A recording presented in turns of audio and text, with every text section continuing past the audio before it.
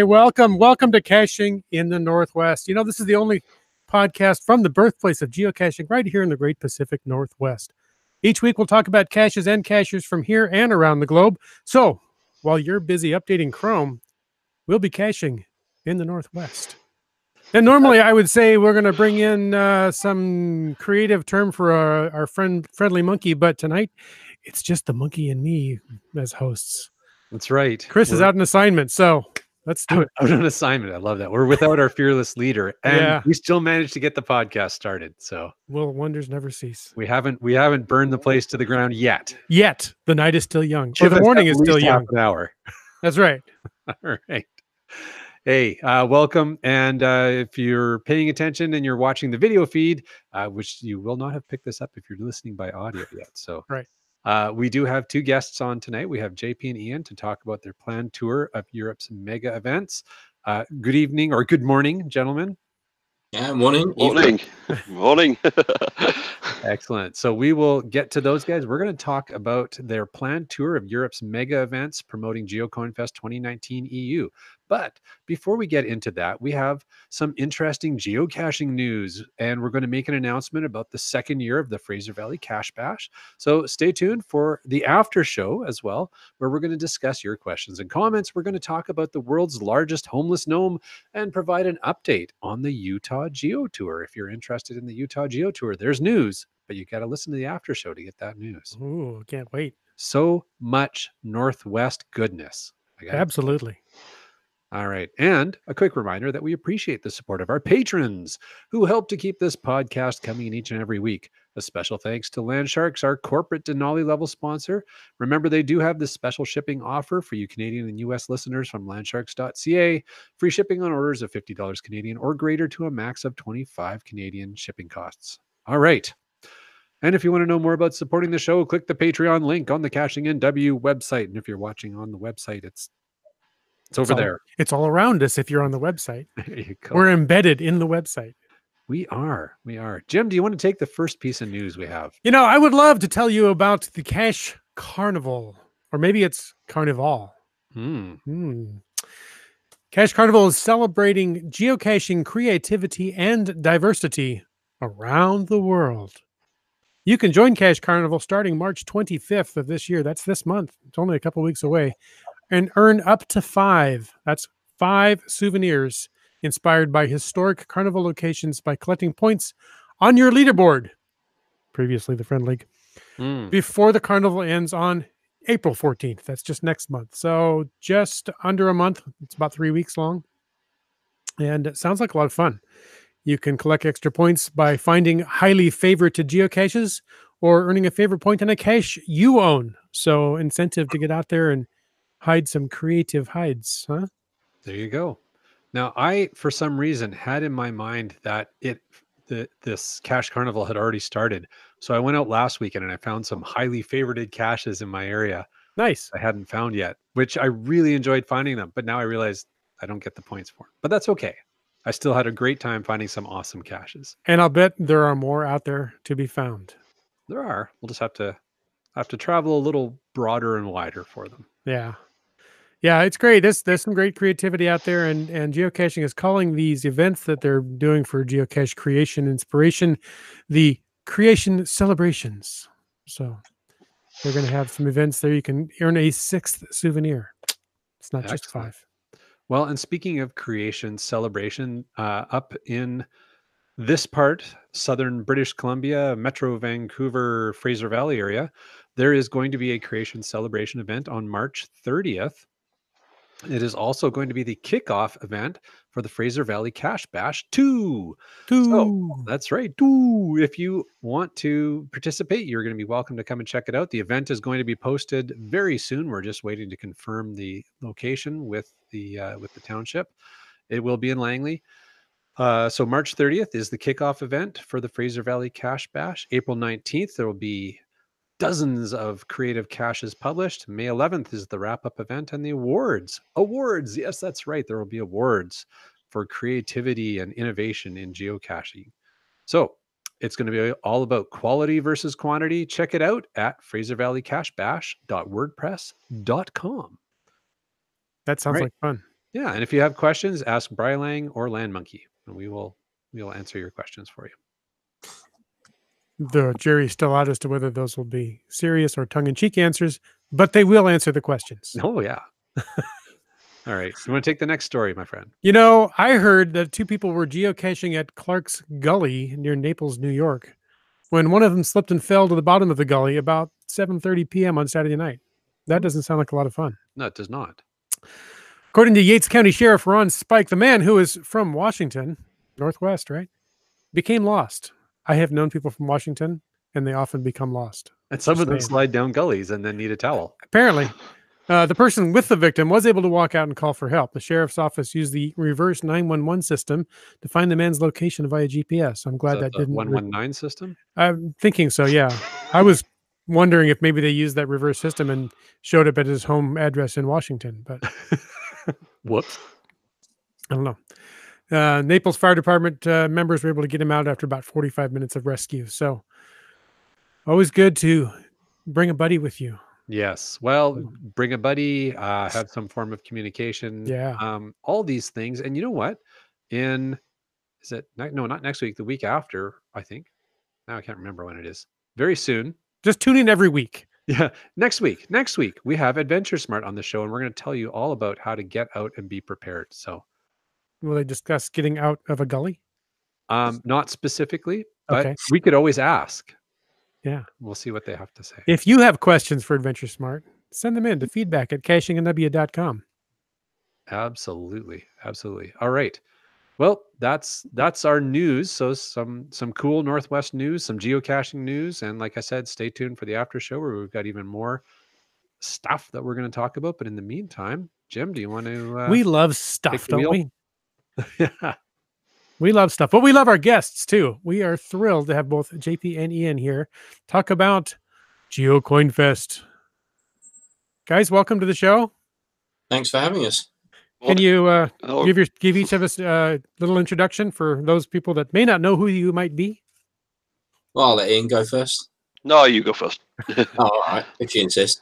So, I geocache under the handle JP Bar. Nice and simple. I'm a geocoin designer based here in Estonia, and I have my own shop. I have my design services, and now once again hosting a mega. Hi, I'm Ian. A lot of people know me as Scotty Duck, although my real name's Ian. My handle is No Hope, and I'm based in southern Scotland and run my own shop. I run Geocache Land.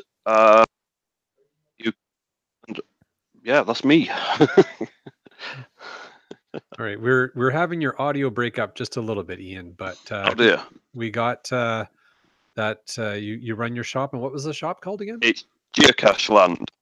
Geocache Land. There you go. Yeah. All right. So that's our guests, and you're each joining us from different locations, quite far away, literally the other side of the world. And so we've heard Estonia and southern Scotland. And maybe you could each share with us briefly what's the weather like there for you guys right now? It's still cold. Here a couple of days ago it was starting to warm up. Everybody was like, oh, spring's here, plus 10 degrees, no snow, everything had melted, and then suddenly massive snowstorm, 2 foot of snow again, dropped to minus 14, and now we're having the aftermath of that. But, hope you enjoyed summer last week. Yeah. This is common over here when they say, did you enjoy your summer? They said, no, I worked that day.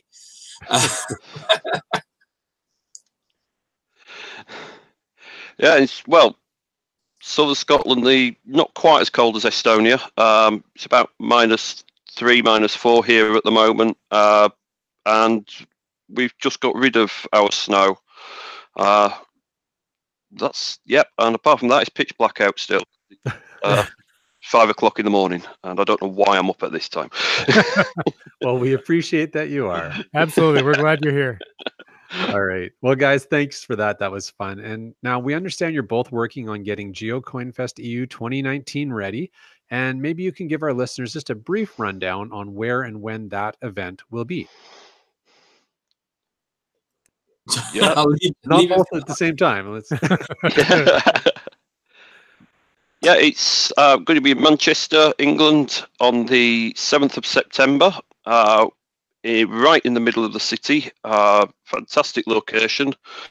Used to be the main railway station for Manchester, has been turned into an exhibition complex. And it's, running from 9 a.m. to 4 p.m. Loads going on. I'll let JP say what's going on during the day. You think I know? No. Yeah, so we'll have satellite events going on either side of the event as well, and possibly some in the week leading up to it. So we've got, as Ian said, lots planned. One thing's for certain, which we have submitted the listing for, is the welcome event on the Friday evening. That's being held in Robinson's Brewery. So as usual, beer and caching go very well together. And I think, if I remember correctly, the beer does show up quite often in our event. I'm not quite sure if that was planned, but it has turned out that way. So we have there's beer tours that will be people will be able to buy a spot on the tours leading. I think that's on the Friday morning, lunchtime. Friday lunchtime.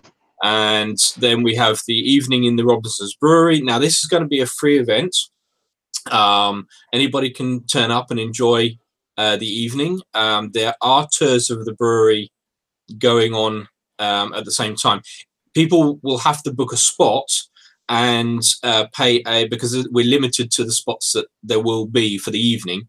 They'll pay a £5 deposit through our website to secure their spot, which will then be refunded on the day when they bring their ticket in. Simply because we don't want people turning around saying, "Yeah, we're going to be there," and then they don't turn up, and suddenly we've got a half-empty tour. But it's a fantastic place. People will be able to sample different beers, enjoy the surroundings, enjoy the evening, getting to know everybody leading up to the event the next day. During the event itself, we'll have obviously the band, the Travel Bugs, all the way from your side, from the US. They're coming over, and they have been working alongside a Belgium geocaching band, which is Bugsy and the Ammo Boxers, and they're going to be working together to create an actual concert. So there'll be some going on during the daytime at the main event, and then there'll be an evening party, which I believe, Ian, is going to be a separate event, a separate geocaching event. Yep. And that, again, that's about 5 minutes round the corner from the main event hall in an old pub. So again, more beer. But great atmosphere. It will be able to take I think it's 200 plus people. So, at one time, which obviously we don't expect, people will be in and out. So obviously it will take more at the time, but that's for the main events for that day. But we've got Cache Tour, which is a app from based in Norway to help people with their travel plans and getting caching and such done. It's a website and app. They're going to be doing a tutorial during the day. We've got guests. We've got activities planned. I think we've got the mountain rescue team coming in and doing something. Yeah, they're not 100% confirmed, but I think they're about 99% confirmed at the moment. So, yeah.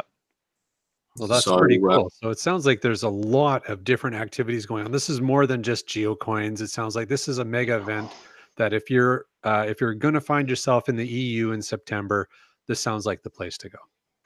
Absolutely. Most definitely. Yeah. This is one thing we do try and keep in telling people. Yeah, it is. Although the theme is geocoins, there will be things there for everybody, whether they are geocachers, geocoiners, non-geocachers, kids. We're trying to keep something, give something for everybody to do, and not just, oh, it's all about coins, coins, coins. That there is that section of it. There is that theme, obviously, but we want to impress upon people. There will be things for everybody to do. I like that idea of the £5 deposit too, because how often do you plan an event and you really never know who's going to show up, even though they've RSVP'd, and that gives them a little incentive. And when you show up, boom, £5 beer money right in your hand. Exactly. Yeah. Yeah. I mean, one thing that we can announce on the show, which is new announcement. You've got the exclusive for this so far.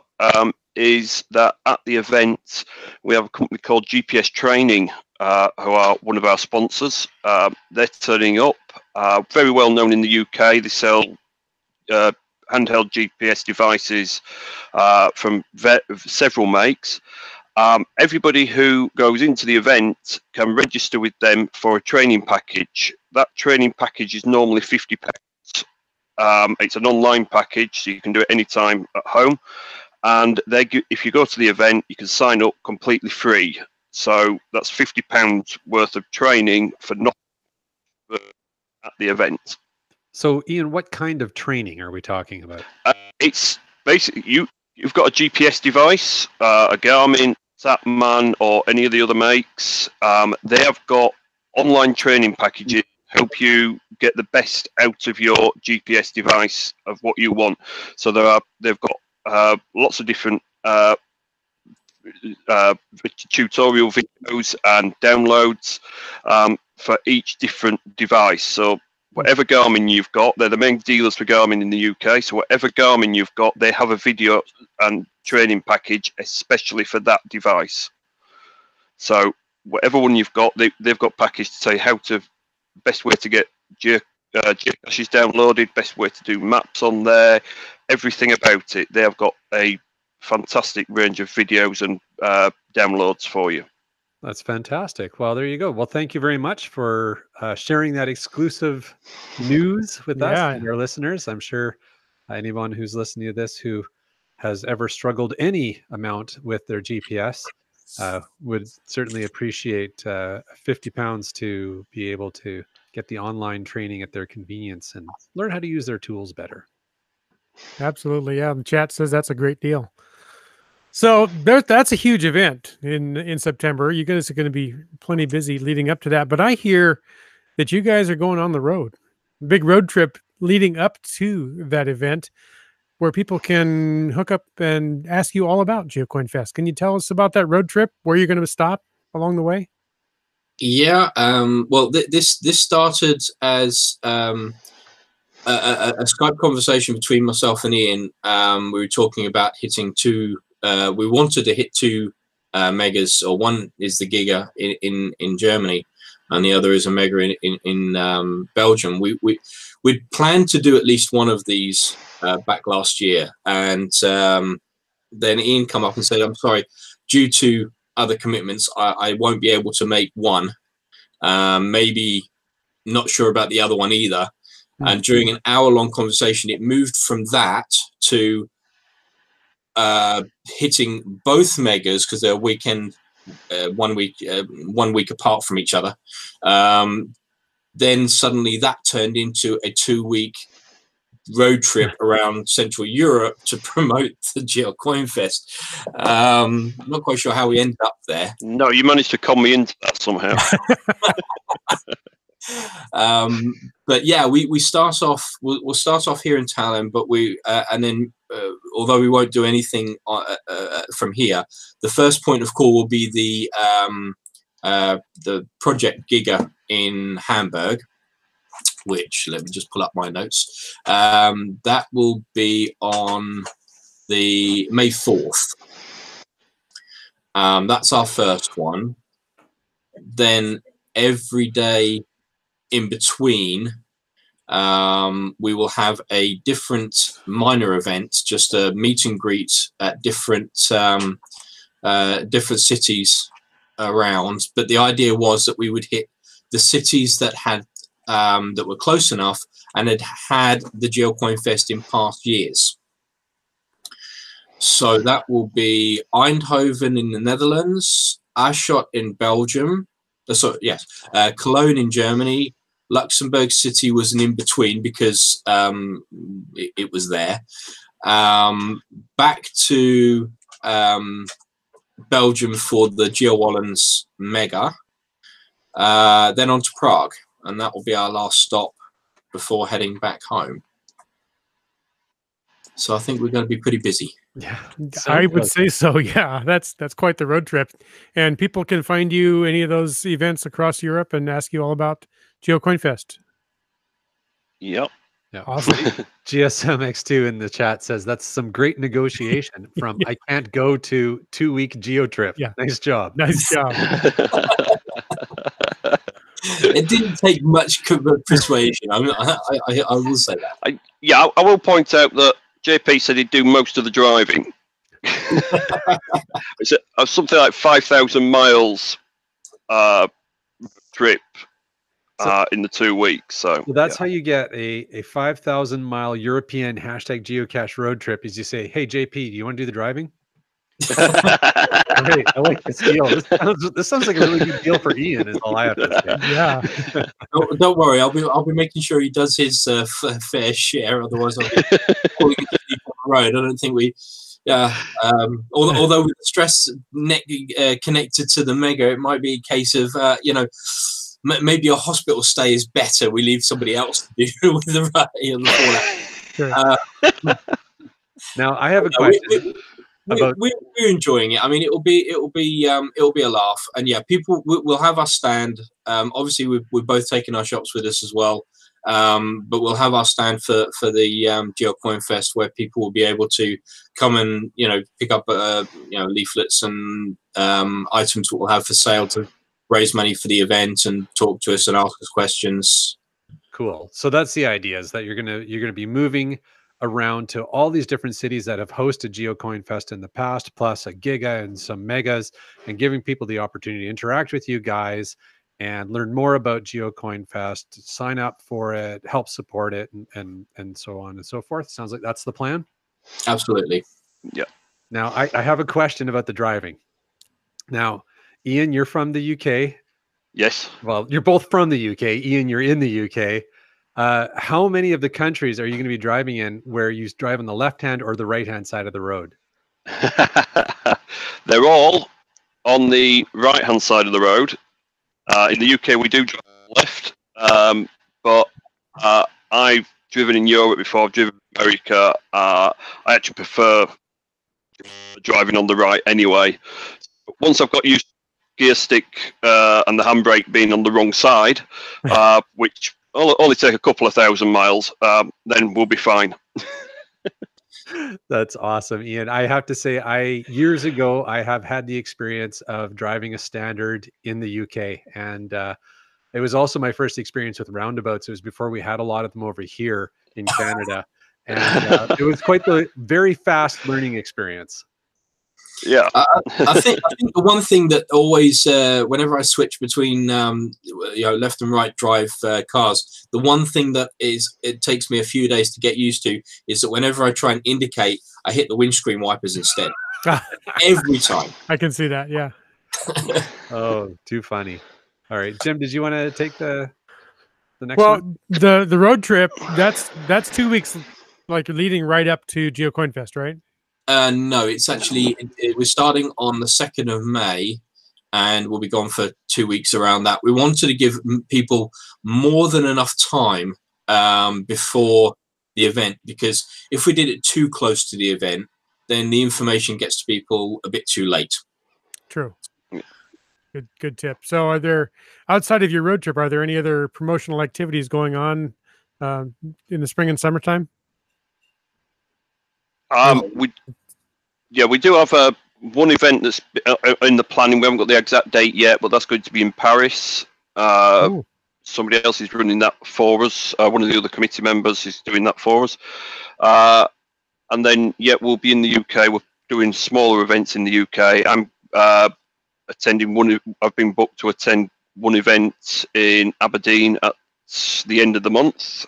So Aberdeen up in the north of Scotland, where the main UK Mega is being held. This isn't a UK Mega event, but it's a one on the promotion that you were talking about at the beginning of the show.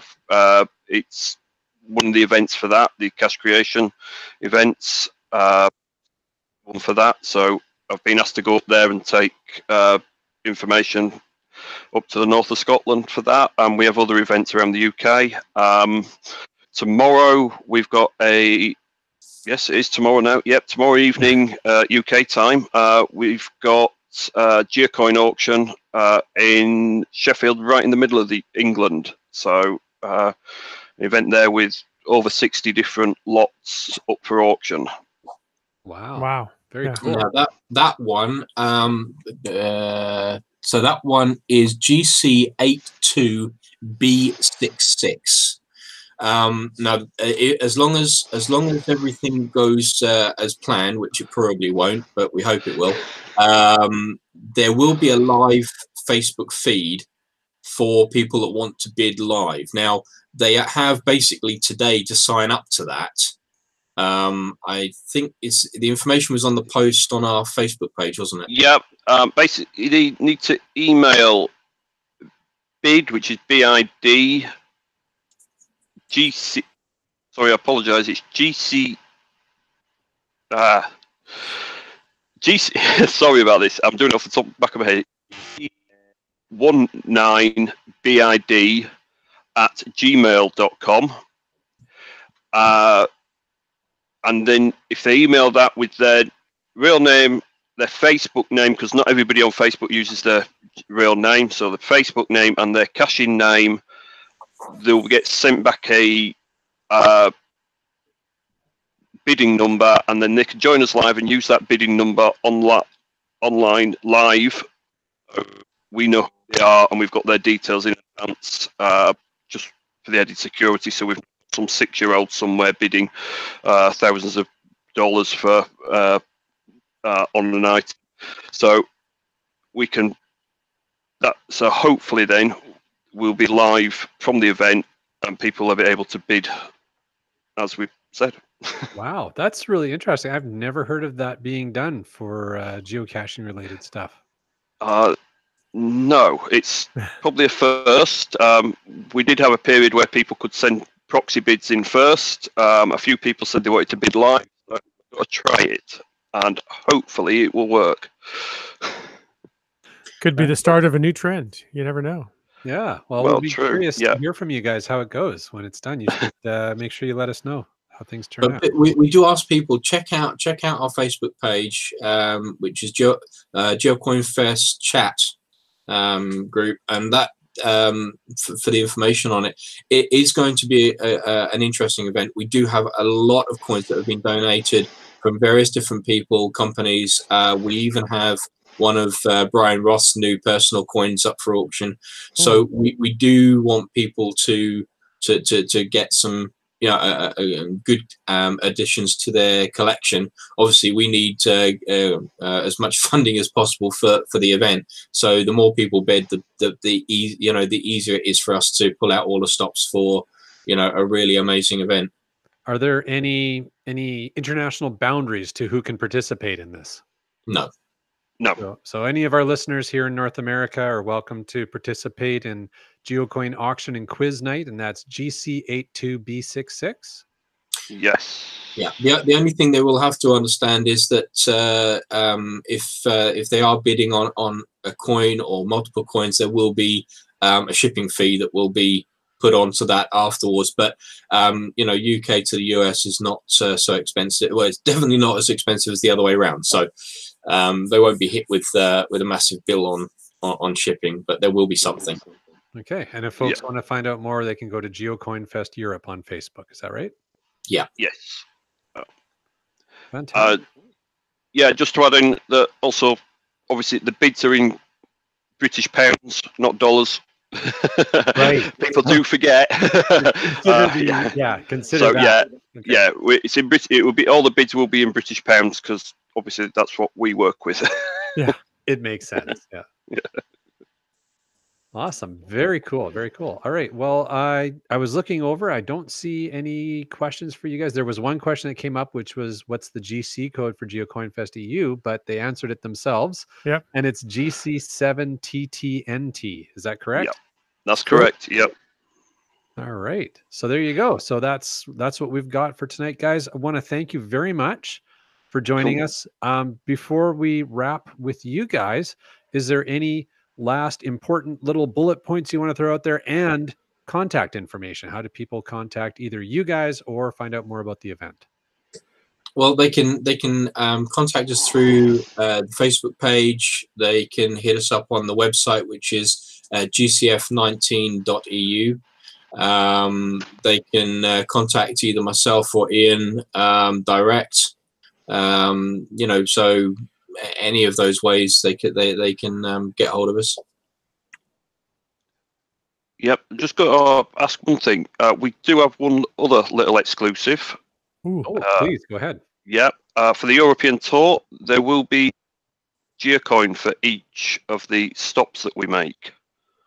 A unique GeoCoin for every A unique stop. GeoCoin for one. I don't know. Are you able to put the picture of the design up on screen, John Paul? Yeah, I can do that. Bear with me 1 second. This is basically because there's 8 events in all, including the Paris event, and we've got an interlock GeoCoins, one for each event, and they will go around a wooden GeoCoin. Oh, that's neat. Yeah. That's really nice. Yeah. So basically, what we've done is that each one of these has the city flag in each of the holders here, and the centerpiece will be a one of the European wooden coins, which will be specific to our event. The wooden one will be our giveaway, something that we'll give to people as advertising during the trip. But then it interlocks with the rest of the coins. The way we've planned it is that they will be for sale only at each of the events that we are doing. So starting with the first one in Hamburg. If there are any left over as we move across, so if we had some of the Hamburg ones left over as we move on to Eindhoven, then people in Eindhoven will have a chance to buy the previous ones. Any left over at the end will go on to our event web shop. So JP, what I'm hearing is if you want the complete set, you got to become a GeoCoinfest EU mega tour groupie. Absolutely. Just get in a caravan and follow you guys across. And what's wrong with that, really? I'm not criticizing it. I'm encouraging that behavior. I'm jealous of anybody that's able to do that. Either that, or they've got to have friends in every country. There you go. Hey, we do have a question from Three Hams and a Rose asking, what are the 6 hexagons below each city flag on the individual coins? Okay, so the theme of our event is what was it? It was social innovation and it's society sciences. It's early in the morning, Ian. It's too early in the morning to remember these important things. Basically, it's society. Manchester is as for the UK, Manchester is a relatively new city. It's only been about for 200 years. 200 to 300 years as a city. The Industrial Revolution started in Manchester. It's always attracted people from countries to it to work and build and develop research. A lot of scientific breakthroughs have been made in Manchester. The first the computer was in Manchester. The first programmable computer was invented in Manchester. The atom was first split in Manchester. The university there's 25 people have been Nobel Prize winners just from the university. And it's people have always come together. It's a very industrial, close-knit community, and the emblem of Manchester is the worker honeybee. because it specifies everything about Manchester, that the mentality of the people there to work together, to promote the to work hard. And so we're using the honeybee as part of our logo, and the hexagon is representative of the hive The honeycomb. from the honeycomb. So yeah. Got it. So okay, so the hexagons are representing the honeycombs. The honeycombs are representing the worker bees, which is the iconic representation of Manchester where the event is. Yeah, and if let me blow that up, so you can see there we've got the honeybee, the worker bee in the corner. We've got on the other corner, we've got a cog showing the industry, and then an atom in the corner as well. So we're trying to keep these are a common thread right the way through our designs for the event. So very cool. Very cool, you guys. Thank you for sharing that. That's exciting for the folks who are going to be able to get over there and get their hands on them. And I imagine if folks, as you were saying, if you don't give them all away, and by the end, people are going to have the opportunity to bid online and get some of those coins as well, right? Right. The other little bit snippet that I literally just remembered because I looked at my notes for the first time is to say that I've just confirmed, well, last night for me, that fellow GeoCoin designer Christian Mackey will be attending the event. It's his first time out of the US well, definitely to Europe anyway, for any event, let alone GeoCoinfest. So he is going to be joining us in Manchester in September. Fantastic. That is excellent news. All right. Well, I think we'll wrap it up there. We've had some great questions that have come in from the chat there. You guys have provided some exclusive information, which we really appreciate you doing that for our show, but also appreciate you guys waking up nice and early. Yeah. And joining us tonight. It's been a pleasure to talk to you, JP. It's been awesome to see you again, Ian. Wonderful to meet you for the first time. Great. All right. Great meeting you guys as well. Yeah, sorry. Thank you. No worries. Yeah. No worries. Thank you. And thank you, listeners, for tuning in. We hope you enjoyed this episode of Caching in the Northwest. Remember, there are some upcoming shows that are also going to be fun to listen to. March 14th, episode 294 is Adventure Smart. So we're going to talk all about outdoor safety. It is going to be an exciting and interesting episode there. March 21st, Geocaching Homa and GeoCoinfest 2019. That would be the US version of GeoCoinfest. They'll be on the show. March 28th, we've got something special lined up for that. And I'm already talking over Wits End's lines, so I'm just going to stop. Oh, we're all on the same team. I was going to say that takes us into April when we're going to talk about a cache reviewing pilot project, episode 297 on April 4th. So that was great. I'm excited to do that. I wish I could go on all of those mega tours, but for right now, we are here on Thursday night, and I wanted to take this moment to thank Landsharks. They're our corporate Denali level sponsor.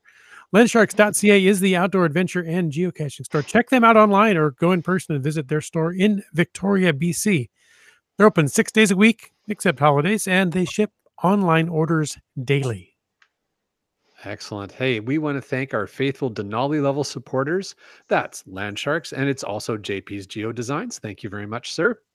It's Bounce, Limax, Team Squirrel, and WorldCaching.com. If you want to know more about supporting the show, click the Patreon link on the CachingNW.com website. Also, all you guys who support us, all of our patrons are Broncos Fan for Life, Sprouter, Camp Clan, Tick Magnet, Kev MacD, Subway Mark, Doramore, Dune Buddy, Kid Vegas 19, Geo Nav Pros, Wino Seattle, Acrodoc, Billy Robson, Genies, Antaeus, Keats 94, Trexer 0, MC3 Cats, Kennel Barb, M Nerve, Wet Coaster and Green Words, and Segehove. Very well done, sir. Thank you. And while you catch your breath, yes, where could people contact you, find you on the interwebs? On the interwebs. Well, you know what? If you go to Twitter, Instagram, or Periscope, it's at LandMonkeyGC. And of course, you can find our videos on YouTube. That's LANMONKEY on YouTube. Oh, so much better when you sing it. How about you, Wits End, my friend? Wits End is my name, and that's where you'll find me on Facebook, Twitter, geocaching, and a few other places that you just never know where I'm going to pop up. I'll pop up this Saturday in a little dance thing. Anyway, and you can go to cachingnw.com/hosts. You can read our bios, check out all those links we mentioned, including some of our host that's not here with us tonight. That's right. So thank you, everybody, for taking the time to listen to this episode of Caching in the Northwest. Remember that you can be a part of the show by calling 253-693-TFTC and leaving us a comment, asking us a question, or sending us the last known whereabouts of Chris of the Northwest any time of the day or night. Of course, you can email us at feedback@cachingnw.com.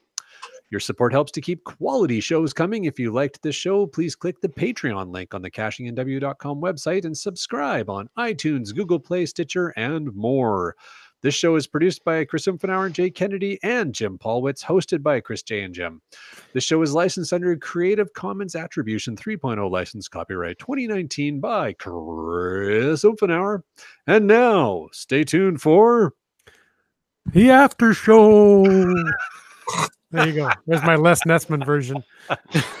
Oh, that's awesome. All right, folks, that's it. We're into the after show. Oh, holy doodle. What's going on here? Who wanted to know where I was? Oh, but you're really distorted. Ooh. Oh, I tend to be very distorted from time to time. Yeah, I don't know what the Googles are doing to your voice, but we sound like we're in a lot of trouble now. Yeah. He found us, guys. We're in trouble. Hey, thanks for letting me come into my own show. You're welcome. Let's see. Does that sound any better? Try now. What about now? Now it's way better. It's a little bit, yeah. Whew, okay. There you go. Whew. Welcome to Caching in the Northwest. Should we start over? What did I miss? Can we go over it again? Let's just do the whole thing again. I think our guest will be awake. Please don't make Ian have to do it again. Ian, it's the earliest for you, isn't it? Yeah, it's just 1:45. Yeah, even my dog refused to get up out of bed this morning and come with me to work. So, yeah. Well, thank you for your sacrifice. I sure appreciate it. That's all right. Oh, dear. All right. So, hey, we've got some after show stuff we're going to go through. First of all, I promised a story about a homeless gnome. So if you follow my Twitter account, you might have seen this story this past week. And the world's largest gnome is named Howard the Gnome. He's a long-side roadside attraction near Nanoose on Vancouver Island. He's going to be evicted April 30th. What? He's gonna lose his home. So there's an article. If you search through my Twitter feed at LandMonkeyGC, you will find the full article. But I'm curious to hear from anybody in the chat if you visited Howard the Gnome on Vancouver Island. He's at what's now a Chevron station just outside of Parksville, between Parksville and Nanoose. You can take the last train to Parksville? You can. It'll be there in the morning. Okay. Oh, I've got reservations. So I currently have a gnomeless home, but this is going to be a homeless gnome. Correct. Okay. Well, there you go, Chris. You can have a nice new cache outside your home, can't you? I mean, really, how can you miss this? How big of a cache could you put into like this gnome shoe? It's pretty big. It's pretty big. You got to check out the article. I think it's something like 5 meters tall, something like that. It's huge. 7.91 meter tall. There you go. I way undershot it. It's almost 8 meters tall. Recognized by the Guinness Book of World Records as the world's tallest in 2012. There you go. So that might mean there's a taller one now. Well, Trexer in the chat says that he's seen Howard. He even rode a go-kart under him. Oh, because back in the day, Howard the Gnome, when he was first created, was actually for a little amusement park that used to be there. That is long since gone. So do you think we should make Howard the official Caching in the Northwest gnome? Ooh. We'll buy him, bring him down into the state of Washington, and maybe we will make him a trackable and leave him at an event. Yeah, I think that's a grand plan. Yeah, just don't bring him to our mega, please. No, bring him. That'd be fun to see how you get him on a plane. Yeah. Does Howard float? Yeah, there you go. Howard could be his own Paddle boat. him across. Yeah. There you go. UK, we've got a whole series of gnome geocaches. In fact, we've got a couple of them, but it's a popular thing to have gnomes as geocache containers in the UK. Spread all about, and yeah, so quite often we find gnomes just hiding in woods and things. So yeah, I think if you brought him over, he would be very popular. Sure, yeah. Start the GoFundMe. That's all I can say. There you go. Keats94 says, "Oh no, not the gnome. His dad and he have driven past the gnome on their way to Qualicum Beach and the ferry terminal." And Mr. Landsharks, Chris in the chat says, "It's so sad. We drive by the gnome all the time." And as do I. When I drive up to see my folks who live up Vancouver Island, it's a staple. It's like a landmark. Like, okay, I know I'm now at this part of my drive. I have this much time left because I passed the gnome. You know where you are. You know me exactly where you are. Yeah. Well, so there you go. And GSMX2 said, "Send him down to Washington next to the Stalin statue." There you go. Ooh. Can we just replace the statues? Yeah. Oh, and GFMX2 had another good suggestion. Send him to Geo Woodstock 17 and send him along to the song Gnome on the Range. Okay. The puns just keep coming. We're being punished tonight.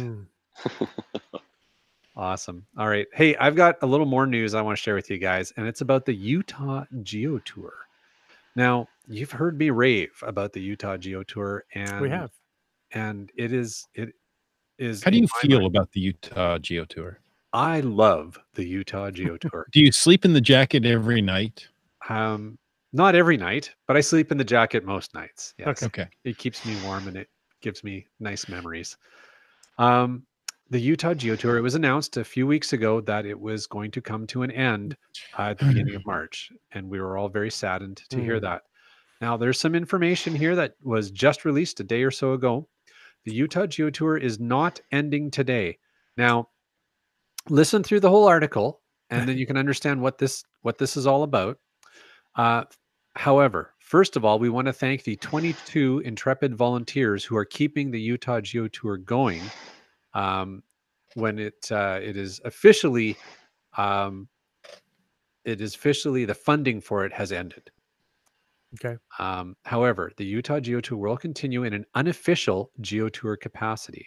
Means it's not going to be listed on the geocaching website, but it will continue to be operated, and the caches will be maintained until September 2nd, Labor Day. So, Land Monkey, I need to interrupt. It's not going to be listed on the geocaching website as a Geo Tour. Correct. Right. Yeah, the caches will all be listed there, and Yeah, I'll touch on that in a moment as well. Thank you. Good point. All award requests must be received by 11:59 p.m. Mountain Time on September 3rd, 2019. The Utah Office of Tourism is no longer involved in the daily operations of the Geo Tour. If you write to the Geo Tour address or message the account, it'll be a volunteer responding, so please be patient with them. The volunteers will be stuffing the envelopes and mailing the awards.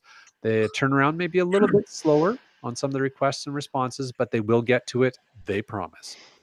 There are, at this time, 88 GeoCoins left and a varying number of patches left for each county. Now, for those who may not know, the way this Geo Tour works is there are 29 counties in Utah.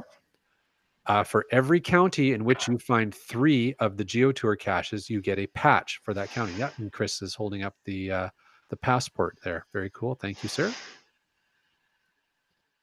There you go. There's some of the patches. Nice. And they're beautiful patches. My wife and I have the entire collection. They are amazing. So for every county, you find 3 of the Geo Tour caches in that county, you get the patch. If you get, I want to say it's 12 counties. 10 counties, you get the GeoCoin. There are 88 of those coins left. Now they said for several of the counties, there are likely not enough patches to make it all the way to Labor Day. So you better plan, get out there early. There are 17 of the originally promised 100 jackets left to be requested. Now, I'm not sure what that means, but if you get all 29 counties, you earn a jacket. So if you're curious to find out a little bit more about what the jacket deal is, send us a question, and we'll ask on your behalf to the GeoTour operators, or contact them yourself. Question was from Keats94. Are there other GeoTours that have a jacket for a prize? To my knowledge, no. This is the only one that has done that so far. But hey, let HQ know that this is the way that GeoTours should reward such effort, and maybe Exactly. it'll become a thing. Maybe it'll become a thing. Yeah, especially if it's going to keep snowing. Yeah. So, or if you just want to be toasty at night as you're sleeping. Yeah, that's right. And comforted in your conquest. Sweet dreams of your hashtag geocache road trip. Now, I'll finish off the article here. The main reason the volunteers are willing to continue the GeoTour on their own is because of the huge positive response the Utah GeoTour has received. People really enjoy touring their beautiful state, and the volunteers want to give people one more caching season to go on the GeoTour. The caches will remain in place through Labor Day, as we said before, and after the listing as a GeoTour is removed from the geocaching.com website, you can still find a list of the caches at the URL that Chris just posted in the chat. So look in our chat, check out our show notes. The listing code is BM67M0R. So there you go. I don't know if you can just look that up or if you have to use the whole URL. I'm not sure how that works with lists. But get out there, explore Utah one cache at a time. If you can still get you can't get the souvenir anymore. So that's the one thing that won't happen, because as soon as it's not listed as an official GeoTour, you won't get the souvenir, the digital souvenir. But you can get the patches, you can get the coins, and it sounds like maybe there's a small handful of jackets. I'm not sure what that 17 out of 100 meant, but we'll find out. And get out there, explore. But it's a prime number, so that's good. Yeah, there you go. All right. The jackets are indivisible. That's right. All right. Chris, do you want to pick up one of our FATASs? I would love to. We have one from Monkey Cakes that says, just because you can't find a cache doesn't mean it needs maintenance. Yeah. Or needs archive. Or needs archive. Yeah. Yeah, I looked for 5 minutes. It can't be here. Yeah, I got a message this afternoon from IHAM who says, got an automated email from geocaching headquarters saying you might need to do maintenance when there's only one DNF since the most recent find. Oh, well, there's a whole calculation thing behind that. So he's fallen victim to some interesting coding. I'm sure. I think it's the worst is when you get a message through or a DNF from somebody or even an archive, and they say, "Yeah, can't be here, can't find it," and then you check their profile, they've got one find. Yeah, there's always one of those out there. Yeah. Oh dear. So what else have we got? Well, we have more from Keats94. All right. That says, ask Les Stroud, that's Survivor Man, to be a guest on the show. I'm sure he'd be interested. How could he not? Oh, now there's a challenge that I might try and take up. See if we can get Survivor Man on the show. Keats94 also asks, how's the snow affected your caching lately? Any memorable adventures? Well, let me tell you, the snow down here was something else. I measured 13 inches. That's like 87 meters in my backyard. So that was enough. You know, the roads were quite treacherous for several days. And, you know, I no longer have a four-wheel drive vehicle. So, you know, I didn't go if I didn't need to. You know, I can go out and drive relatively safely, but it's everybody else that I'm worried about. That's always the way it is, isn't it? Yeah. So there you have it. There's one more thing I want to mention. I missed being on the show, first of all. We missed having you. Thanks for letting me barge in here at the end. Yeah, well, hey, it's your show. It's your turn to defend yourself because we just blamed everything wrong on you. Oh, well, certainly. Why wouldn't you? Yeah, you haven't heard the first part of the show yet. So keep complimenting us. You're doing great. Maybe I have. 'Cause, yeah, I think I saw him in the chat earlier. I think he was watching. Ah, rats. Hey, so asking about how, sorry, I was going to ask our guests how the snow affected their caching this winter.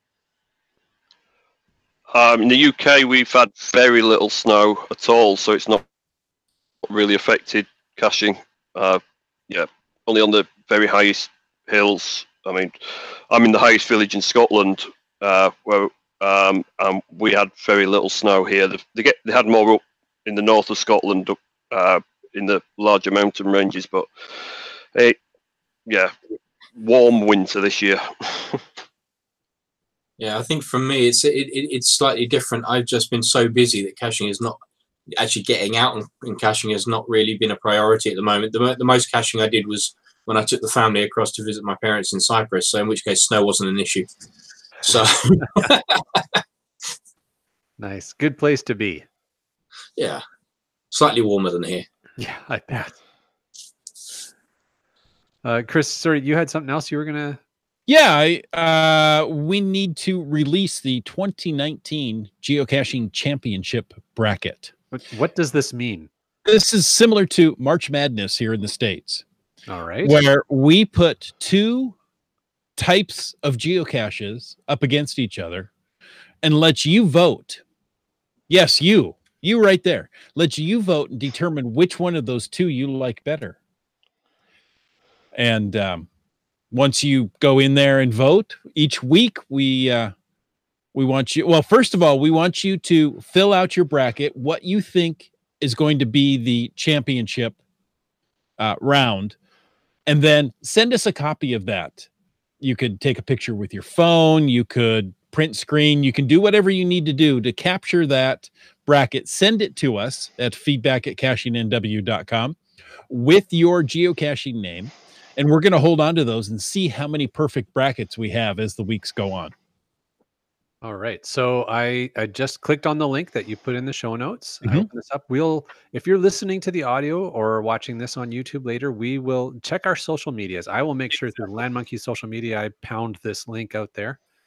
So what you want people to do is to just make a copy of this spreadsheet and just fill in the various boxes. Like all the way through to the championship, what they exactly. think. Okay. So let's take the first one here. We've got a multi versus a where I go. Which one of those do you like finding best? Put that in, and then that will determine the second round, and we go on. So it's like a voting thing. How this is going to be? It's voting. So as you fill out the bracket, or I want you to fill it out much like you do for March Madness in the US. If you're familiar with that, that's the men's college basketball championship. They start with 64 teams. Yes. And goes down to just one winner. So same idea here. We're starting with a few less teams. Right. Because, well, there aren't that many geocache types. So go ahead and place your votes in there. You know, as they say, make a copy, screenshot it, do whatever you need to do. Send that to us so we have a record of your bracket before we start the voting. And then you jump in, and each week I'll put these out there and we'll get moving and see who likes what. All right. Well, I see somebody making their selections live right now. So how's that going to work? Well, I thought I blocked that out, so we'll have to figure this out. All right. All right. So we'll figure that out in the meantime. So somebody's already getting to make their own selections, but that's great. And so the idea is that by the end, we're going to know what the best geocache type is. And we'll be able to have some fun with that. And only one type can win. Only one geocache type can win. So it'll be Earth Cache, just so everybody knows. And so why are we doing this whole thing? Because I'm going to rig the contest so that Earth Cache is the best. No, but I do like the pairings. I think the pairings are a lot of fun the way that that's done. So good job, Chris, in setting this up. It's very cool. And yeah, we'll. I'm looking forward to this. So each of these weeks, then the March 11th to 17th, 18, 24, 25 to 31, and April 1 to 6, we're going to announce who the winners are every round. Is that what we're going to do? Yes. Very So cool. yeah, there will be two. Well, let's see. Each round, we're going to eliminate half the field. Right. Okay. Yeah. Very cool. Well, So it should be a lot of fun. It is going to be a lot. We've done this before with different different groupings, but yeah, I'm very happy with how this form turned out. Yep. Very cool. Yeah. So GSM X2 says, wow, the right side of the bracket's really stacked. And so Chris and I discussed actually quite extensively how we were going to pair these all up. And I'm really happy with the way it worked out in the end. So if you take a look at the way they're paired up, there's a logic to it. And the idea is that, yeah, there's, in the end, it's going to come down to what is overall the best geocache type. So that's a lot of fun. Trexer says that you can select the option in the drop down. That's correct. And Trexer also suggests to file, make a copy. So there you go. There you go. That's what we'll put out in the social media links. Make a copy. Perfect. And Mr. Landsharks wants to know, so what's a bracket? Well, that I want to say that's a very American thing. I could be wrong. But if you look at any large sporting event, you'll see multiple teams. And, it's like when you get into the playoffs, as teams go against each other, pretty soon you're down to just, you're down to 8 to 4 to 2 teams. Same idea here with geocache types. It's an elimination bracket. Oh, there you go. You have 8 teams, four teams play 4 teams, and the losers are out. The 4 winning teams advance to the next round, and so on. All right. Well, this will be fun. Good stuff. All right. I think that wraps up what we've got. I don't see any more. Yeah. GSM actually says talk hockey so the Canadians understand. We'll figure it out. Don't worry. I eventually figured it out.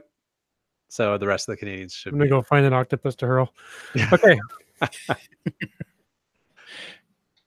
All right. So sounds good. Gonna wrap it up.